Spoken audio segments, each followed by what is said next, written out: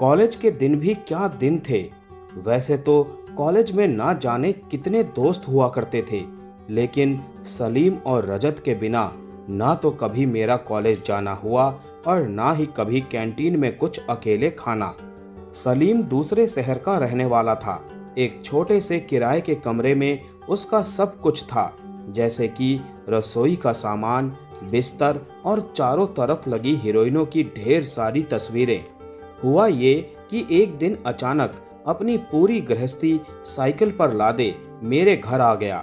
मैंने पूछा, क्या हुआ? यार हुआ क्या, मकान मालिक से कहासुनी हो गई। मैंने कमरा खाली कर दिया। चलो कोई नया कमरा ढूंढो चलकर, उसने जवाब दिया। तो मैंने कहा, इतनी सुबह किसका दरवाजा खटखटाएं? तुम पहले चाय पियो फिर चलते हैं। सुबह 10 बजे मैं और सलीम नया कमरा ढूंढने निकले। ज्यादा दूर नहीं जाना पड़ा। पड़ोसी इरफान चाचा का कमरा खाली था। इरफान चाचा पहले तो तैयार नहीं हुए। फिर मैंने अपने ट्यूशन वाले इफ्तियार सर से कहा, सर मेरे दोस्त को कमरा चाहिए। उनकी इरफान चाचा से अच्छी जान पहचान थी। उनके कहने पर सलीम को इरफान चाचा का कमरा मिल गया। कुछ दिनों बाद सलीम ने बताया, यार इरफान चाचा बड़े भले आदमी हैं, कभी कभी उनकी बेटियां खाना दे जाती हैं। मैंने उससे कहा, यार चक्कर में मत पड़ जाना। यार मुझे कुछ लेना देना नहीं, पढ़ाई पूरी हो जाए अपने शहर वापस चला जाऊंगा। सलीम बोलने लगा। महीना भर बीता होगा सलीम को इरफान चाचा के यहाँ रहते हुए। एक सुबह वो फिर पूरी गृहस्थी साइकिल पर लादे मेरे घर आया। मैंने पूछा, अब क्या हुआ, तुम तो फिर से बेघर हो गए? उसने कहा, रुको पहले मैं साइकिल खड़ी कर दूं, फिर बताता हूँ। पिछले हफ्ते इरफान चाचा और उनकी बेगम खुसुर फुसुर कर रहे थे। मैंने दरवाजे से सटकर उनकी बातचीत सुनी। वो कह रहे थे, लड़का तो अच्छा है, अपनी जैनब के लिए सही रहेगा, इसे घर में ही खाना खिला दिया करो, जल्द ही निकाह कर देंगे। मैंने उससे कहा, यार इसमें कमरा छोड़ने की कौन सी बात है, तुम्हारी बिना मर्जी के कोई भला शादी कैसे कर देगा? सलीम ने कागज का एक टुकड़ा निकालकर पढ़ा, जो कि उर्दू में था। आप तो बड़े जहीन हैं, मुझे तो पता ही नहीं चला कि मैं कब आपको दिल दे बैठी। अब्बू कह रहे थे, लड़का बहुत भला है, ख्याल रखा करो। कल आपका इंतजार करती रही, और आप हैं कि आपको अपने दोस्तों से फुर्सत नहीं। वैसे जो आपका बड़े बालों वाला दोस्त है वो तो इसी मोहल्ले में रहता है। अब्बू कह रहे थे, अपनी शादी में उसे भी बुलाना। आज आपके लिए मेवे वाली खीर बनाऊंगी, मुझे पता है आपको बहुत पसंद है।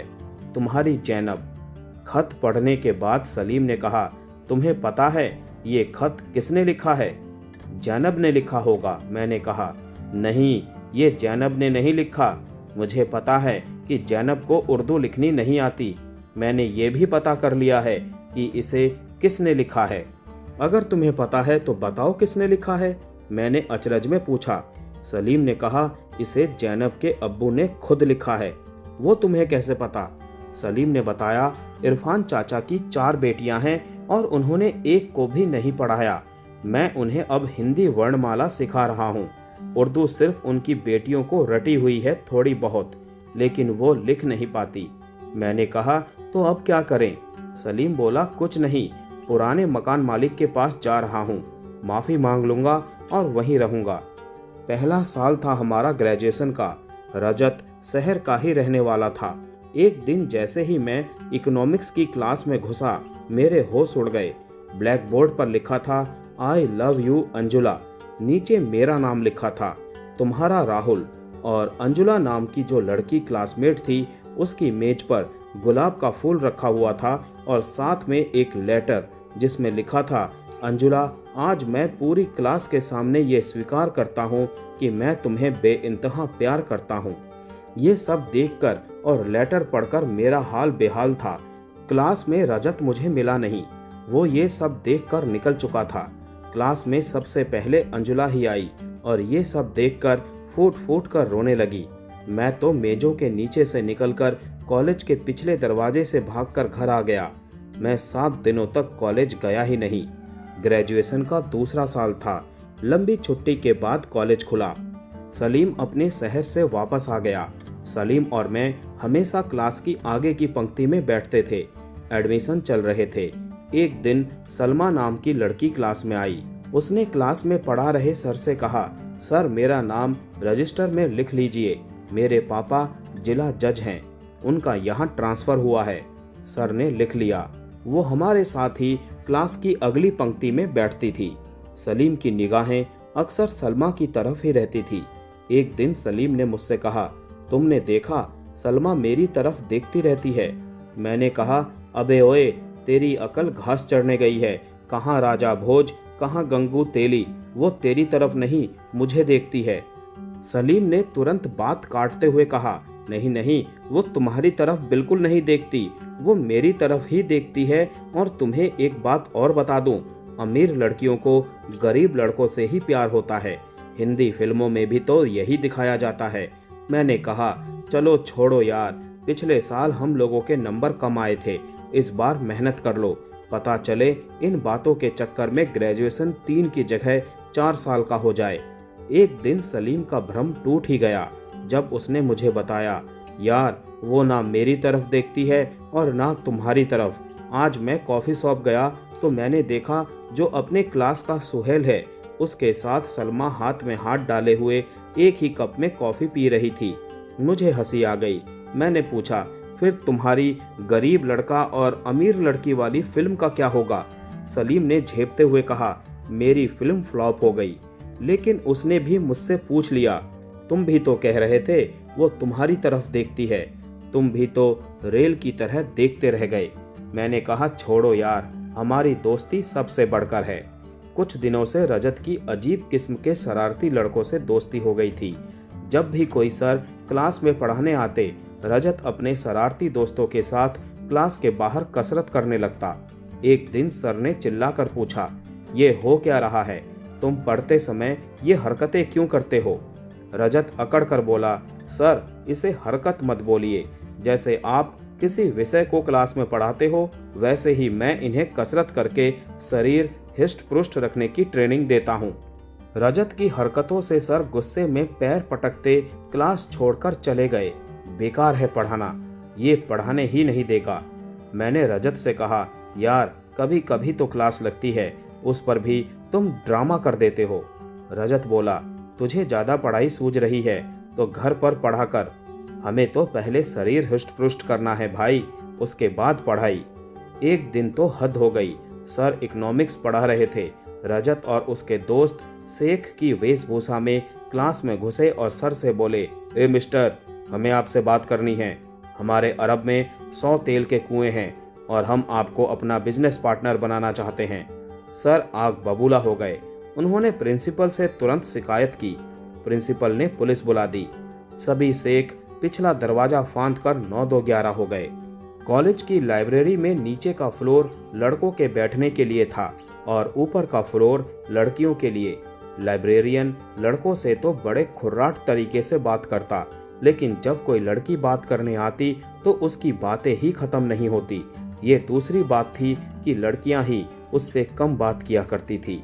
एक दिन जब मैं रजत और सलीम के साथ लाइब्रेरी में आया तो सलीम ने लाइब्रेरियन से कोई मैगजीन मांगी।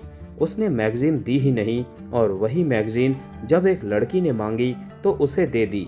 सलीम को बड़ा गुस्सा आया। उसने लाइब्रेरियन से गुस्से में कहा, ये बताओ हमारे में क्या कांटे लगे हैं? तुम्हें सिर्फ लड़कियां ही दिखाई देती है। मोनू सिंह और उसकी बहन भी हमारे बैचमेट थे, दोस्त तो नहीं थे। हाँ, कभी कभार बातचीत हो जाती थी। एक दिन मैं, सलीम और रजत लाइब्रेरी में बैठे पढ़ रहे थे। अचानक ताबड़तोड़ गोलियों की आवाजें आने लगी। बाद में पता चला कि मोनू सिंह की बहन का किसी ने दुपट्टा खींच दिया था। गांव से उसके साथ आए लोगों ने गोलियां चलाई थी। खैर, मोनू सिंह और उनकी बहन 2nd ईयर में ही घर वापस चले गए। पता ही नहीं चला कॉलेज के 2 साल कब फुर से उड़ गए।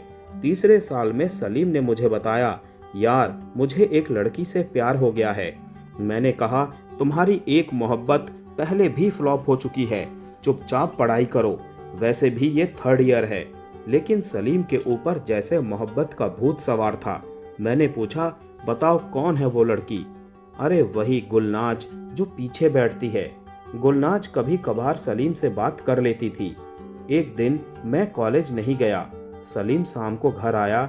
यार, तुम तो कॉलेज गए नहीं, लेकिन तुम्हारे लिए किसी ने लेटर दिया है, लो पढ़ लो। लेटर में यूं लिखा था, डियर राहुल, मुझे पता है जीसीआर के सामने खड़े होकर तुम सिर्फ मुझे ही देखते हो। बड़ी अच्छी बात है, तुम मुझे बहुत अच्छे लगते हो, लेकिन क्या करूं, मुझे शर्म आती है तुमसे बात करने में, इसीलिए आज तक हम कभी बात नहीं कर पाए। वैसे मिलना या बातें करने से भी ऊंचा है हमारा प्यार।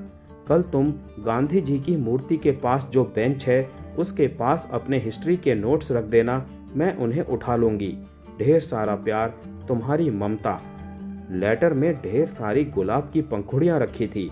और लेटर पढ़ने के बाद सलीम बोला, बधाई हो, कॉलेज जाते कई दिन हो गए। ममता ने कभी उड़ती नज़र से भी मेरी तरफ नहीं देखा। मैंने सलीम से पूछा, यार, लेटर लिखने के बाद उसने एक बार भी मेरी तरफ नहीं देखा। सलीम ने बड़ी गंभीरता से कहा, तुमने पढ़ा नहीं, लेटर में उसने खुद लिखा है, उसे शर्म आती है। कॉलेज के दिन पता ही नहीं चले कब वसंत के दिनों में पेड़ों पर आए बोर की तरह चले भी गए।